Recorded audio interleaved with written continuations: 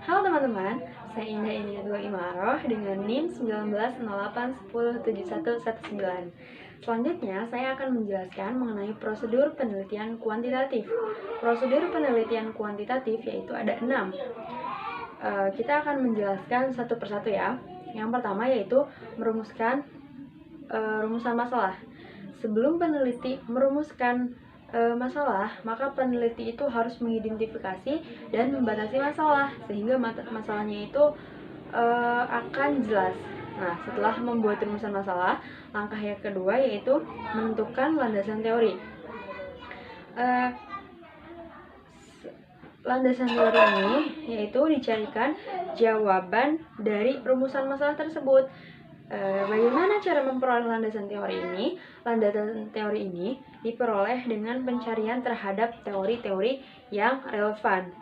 Nah, bahasa sederhananya itu kita mencari tahu teori yang sekiranya itu mendukung jawaban dari rumusan masalah yang telah kita buat tadi. Untuk yang selanjutnya yaitu yang ketiga, merumuskan hipotesis.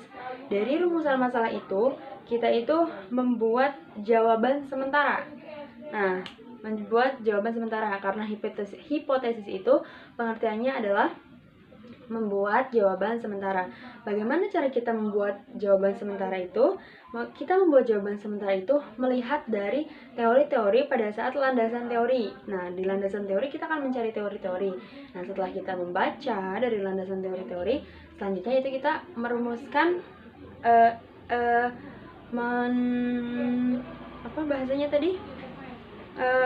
mencari jawaban sementara atau yang disebut dengan hipotesis. Jadi hipotesis ini dirumuskan dengan cara membaca seperti tadi atau mencari teori-teori yang cocok dengan solusi dari rumusan masalah yang telah kita buat. Nah, selanjutnya itu yang keempat, melakukan pengumpulan data. Namun, sebelum melakukan pengumpulan data, pemateri harus melakukan beberapa hal. Yang pertama yaitu membuat instrumen penelitian.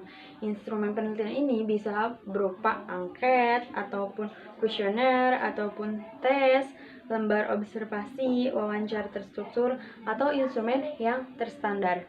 Selanjutnya yaitu menguji instrumen dengan menguji validasi dan reliabilitas dari instrumen tersebut.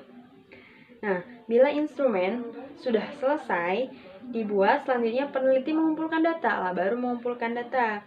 Data dalam penelitian kuantitatif ini dapat berupa data angka atau bisa juga dengan data deskripsi. Namun, kalau data deskripsi berarti harus dikuantitatifkan. Untuk selanjutnya, yaitu yang kelima, yaitu melakukan analisis data. Nah, setelah kita tadi mengumpulkan datanya gitu analisis. Nah, analisis data itu dilakukan untuk menjawab hipotesis. Kita kan tadi juga yang ketiga membuat hipotesis. Nah, analisis data ini dilakukan untuk menjawab hipotesis yang sudah dibuat tadi. Nah, teknik analisis yang digunakan dalam penelitian kuantitatif adalah statistik.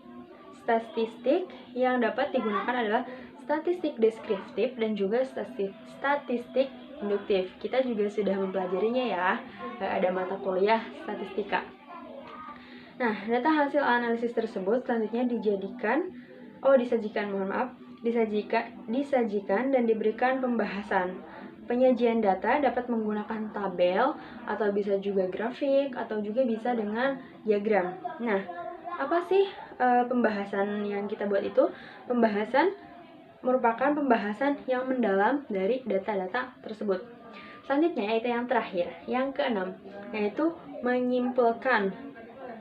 Nah, setelah melakukan analisis data tadi, maka tahap terakhir adalah menyimpulkan. Kesimpulan adalah hasil pengujian hipotesis.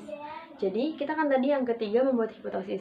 Nah, kesimpulannya itu membuat hasil dari pengujian hipotesis. Apakah hipotesis kita itu diterima ataupun ditolak.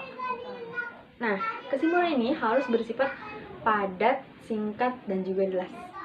Mungkin itu yang dapat saya jelaskan. Semoga dapat diterima. Sekian, terima kasih.